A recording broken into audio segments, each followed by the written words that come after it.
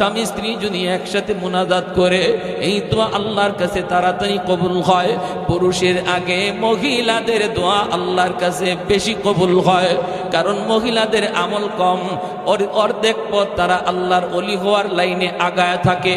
শুধু মহিলা হওয়ার খাতিরে তারা আল্লাহর কাছে পুরুষের চেয়ে প্রিয় রে, অল্প কাজেই তারা জান্নাত পাওয়া যায়। এজন্য নবী বলেন মহিলাদের কাছ থেকে বেশি বেশি দোয়া নিও, মহিলাদের দোয়া পুরুষের আগে কবুল হয়। স্বামী স্ত্রী যদি একসাথে মুনাজাত করো, স্বামীর মুনাজাতের আগে স্ত্রীর হাতের দোয়া কবুল হয়ে যায়। অত্র এলাকার মা, স্বামী বিপদে আছে, সন্তান বিপদে আছে, ভাইটা বিপদে আছে রে, স্বামীর ইনকাম বন্ধ হয়ে গেছে। মা গো, তুমি আল্লাহর কাছে বেশি কান্দো।